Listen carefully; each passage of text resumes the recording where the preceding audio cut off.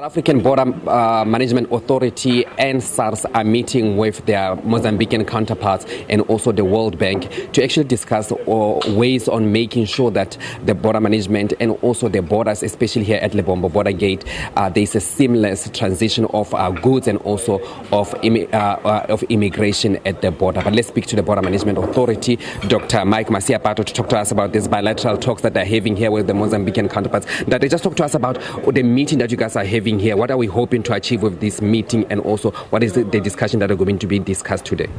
No, thank you very much, Tumelo. Let's start by indicating that when it comes to land border management, one thing that is very much critical is that it is not a one-country issue.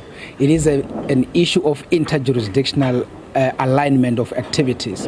So we are having this meeting as, I would say, a follow-through on the meeting that we started in 2023 when we actually signed what we call the Joint Action Plan being facilitated by the World Bank. That particular meeting at the time was to basically assist us to be able to redesign the activities in the port, particularly in the view that we have actually adopted an integrated border management approach on the South African side to make sure that there is actually a better movement in terms of people as well as goods in this particular port. So the work that has been done at that time was to make sure that we synchronize our very different standard operating procedures, both in our respective jurisdictions but also between our countries, so that whatever the efficiencies that are introduced on the South African side will also be introduced on the Mozambican side, so that at the end of the day we are able to have a seamless movement of both people and goods in between the two jurisdictions. So today we are meeting actually to review what we have implemented thus far, but also to plan on the longer term issues that we are supposed to implement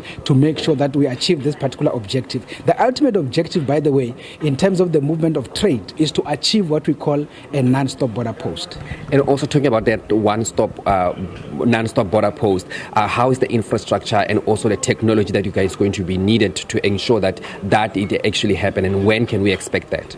Yeah, you see, in terms of I would say the initial parts, in as far as the non-stop border post is concerned, we are actually currently looking at the model of starting to implement that. You will remember that in terms of a one-stop border post model, we've already started implementing that, and we've been doing that during festive period.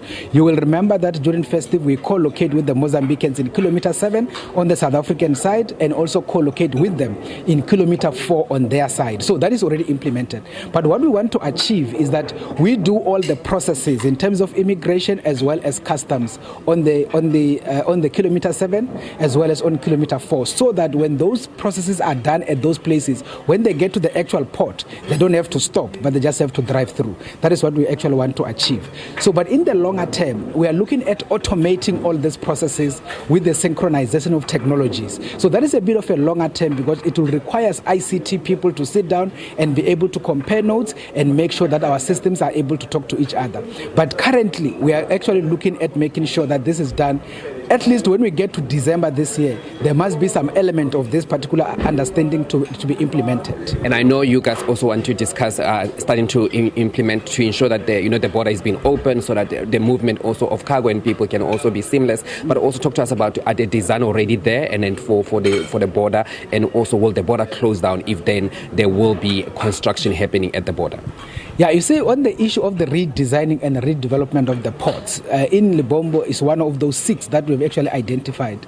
So in terms of the implementation of that particular project, which we are going to be doing with the successful private partner that we will actually get, we are going to be making sure that the work is done in phases and the port is not going to be closed. So we are going to do it in phases in such a way that operations in the port are actually not disrupted. So all of that is well planned, and in terms of implementation, we are going to be making sure that we synchronize our operations together with the Mozambican counterparts to make sure that the port continues to function in the manner that it's supposed to function. That is why we have stretched the whole project to run at least for 24 months, because we know that we are not expected to close the port. It will continue to be operational.